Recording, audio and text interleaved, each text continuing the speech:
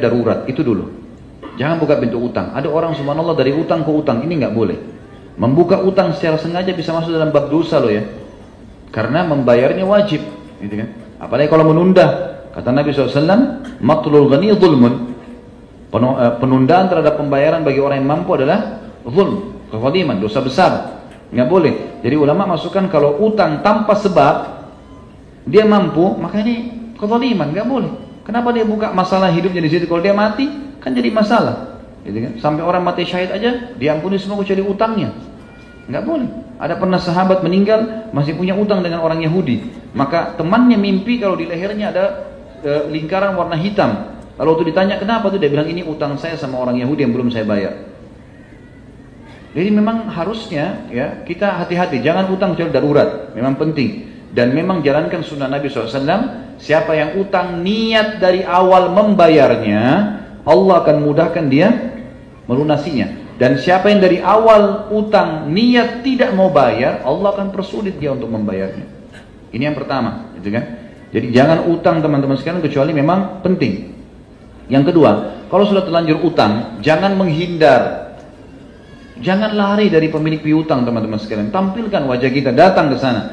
Maaf ya, saya betul-betul tidak bisa bayar. Tapi saya niat mau bayar. Bisa ditulis akad apa, kesepakatan apa. Dan saya akan berusaha. Insya Allah kalau orang niat betul-betul mau membayar, Allah mudahkan. Jangan menghindar. Yang jadi masalah dan jadi beban hidup antum. Bisa juga orang yang pemilik piutang itu dia sedang terzalimi, dia doakan keburukan, malah jadi susah. Ada orang nggak ditelepon, nggak diangkat. Ya, di SMS gak dibalas. Padahal waktu mau pinjam luar biasa usahanya dia untuk mendekat, gitu kan? Makanya harus hati-hati teman-teman sekalian. Jadi jangan menghindar, jangan menghindar. Kemudian yang ketiga, dahulukan hutang dari semua kebutuhan.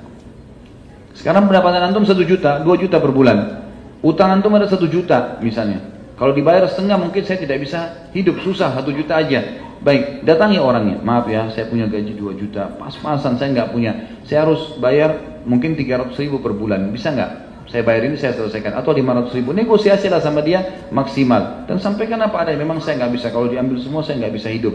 Anak saya butuh susu, istri saya butuh uang, dan seterusnya. Maka insya Allah dengan cara ini, mudah-mudahan bisa tertanggulangi masalah utang itu.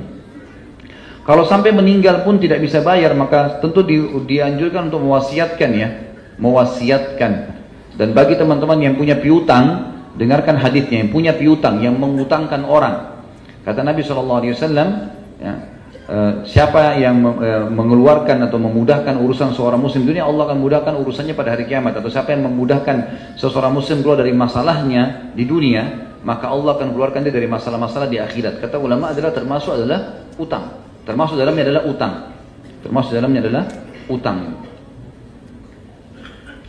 Kalau dia meninggal juga tidak, maka tulis wasiat ya teman-teman sekalian. Tulis wasiat. Kata Nabi SAW dalam hadis, siapapun yang terlintas di benaknya 3 hari sesuatu yang dia khawatirkan membahayakan dia di akhirat, maka semestinya dia menulisnya. Tulis, saya punya utang sama si fulan. Kalau saya meninggal tidak sempat bayar, tolong ada kerabat saya menyelesaikannya gitu loh. Saya mewasiatkan ini, mewasiatkan itu, kita wasiatkan.